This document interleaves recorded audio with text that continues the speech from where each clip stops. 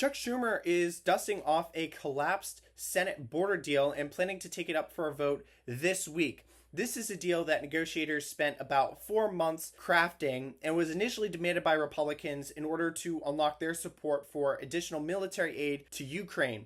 But ultimately, when it came up for a vote back in February, it collapsed in the Senate. Congress has since passed foreign aid packages to Ukraine, Israel, and the Indo-Pacific, but hasn't really dealt with the border crisis in a significant way. And so what Schumer is trying to do is take up the border provisions in that agreement as a standalone package to show to the public that Democrats are taking the border crisis seriously. And this is expected to dovetail with President Biden's rumored executive actions on the border that are expected to be forthcoming. Basically, everyone expects this standalone border deal to fail again this week. Republicans have already come out against it. This includes House Speaker Mike Johnson, who called it dead on arrival in the House. And remember, last time, a handful of Senate Democrats opposed it as well. Should this iteration look like the last iteration, it will probably involve roughly $20 billion in funding for border security, and it will likely include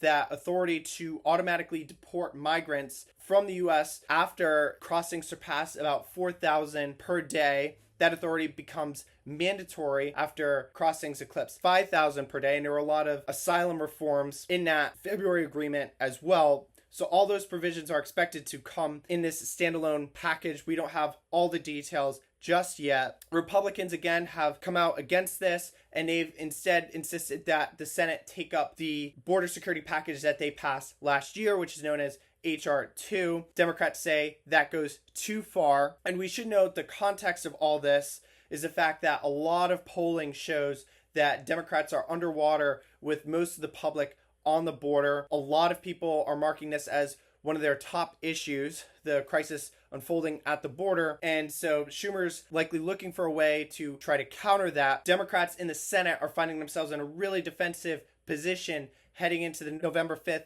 election. They have to defend 23 seats compared to Republicans' 11.